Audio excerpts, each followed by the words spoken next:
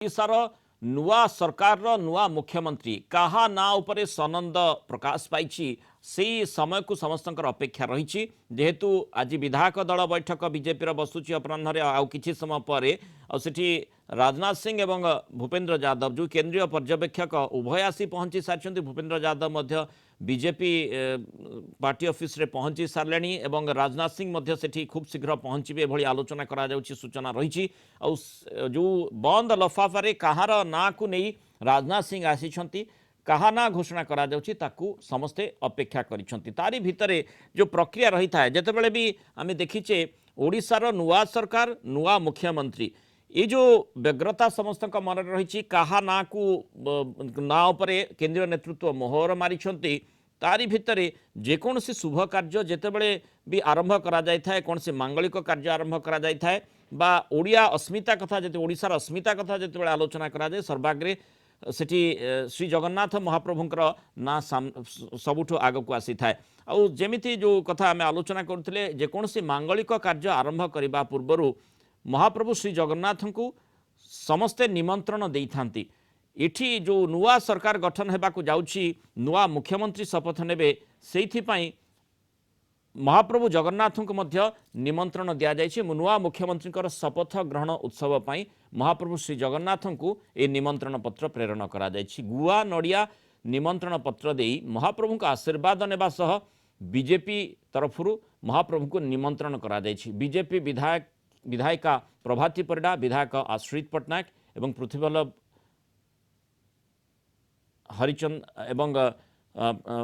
हरिचंदन महाप्रभु को निमंत्रण करिसेंती तेणु जो आग्रह रही है महाप्रभु ठू अनुमति आनिबा परे सबकिछि काम केमती संपादन करा जाई पारिबो आम सहित अधिक आलोचना करबा लगी शैलेन्द्र आचार्य पूरी रिपोर्टर जोड़ी होइछंती शैलेन्द्र किभଳି भाबरे परिवेश रहितिला जेतेबेले महाप्रभुंकर निमंत्रण महाप्रभुंकर सनंद आनिबा परे केमिति आगो को बढ़ा जिवो नुआ सरकार गठन करा जिवो से प्रक्रिया केमिति रहितिला आपण अनुभव करिसंती मुळा देखु आपन जमती सूचना देउतिले जेकोसी आमे शुभ कार्य करू जेतबे नुआ कोनसी कार्य करा जाए सेतबेले जगतरनाथ जगन्नाथ को आराधना करा जाए तांको आशीर्वाद नहीं से शुभ कार्यर अनुकूल करा जाय थाए जेतु नूतन सरकार हेबा को जाउची 24 वर्ष परे तेणु आर अव्यवहित पूर्व जेतबेले कि आउ किछ समय परे नवनिर्वाचित बीजेपी विधायक दलर बैठक बसिबो एवं दुई जण केंद्रीय पर्यवेक्षक ओडिसा रे अछंती ता पूर्वरु आज बीजेपी रो जे विधायिका रहिचंती प्रभाती परिडा पिपिली रो जे रहिचंती बीजेपी विधायक आश्रित पट्टनायक एवं चिलिकार बीजेपी विधायक पृथ्वीराज हरिचंदन एम तीन जन सहित पूर्वतन विधायक जी रही पुरी सदर विधानसभा निर्वाचन मंडल जयंत षडंगी और अनेक बीजेपी कार्यकर्ता आज अपराह्न श्रीमंदिर में पहुंची महाप्रभु को निमंत्रण कर शुभ कार्य करने पूर्व कारण नूतन मुख्यमंत्री होगा जाऊँगी और नूतन सरकार होगा जाऊँगी पूर्व आज प्रभु पाखे से प्रार्थना कर आशीर्वाद नहीं जो भाव में पृथ्वीराज हरिचंदन हो प्रभाती परिडा जो भाव में प्रतिक्रिया रखिंट जे जो नूतन मुख्यमंत्री बछा जीवे आज नवनिर्वाचित विधायक दल बैठक पर महाप्रभु निश्चिंत आशीर्वाद करेंगे और महाप्रभु आशीर्वाद प्रत्येक नवनिर्वाचित विधायक विधायिका बीजेपी ओडावासी सेवा करेंगे से महाप्रभु शक्ति साहस शैलेन्द्र जो कथा प्रथम कहूली जितेबले भी ओडिया अस्मिता कथा कह जाए महाप्रभु सबुठ आगे आसी था जितेबले भी कौन शुभ मांगलिक कार्य शुभ कार्य विशेषकर आरंभ करा जाए सेतेबेले एभली परंपरा रही महाप्रभु को निमंत्रण करा जिवो एठी मध्य सेमती स्थिति से भली परंपरा झलक देखा मिली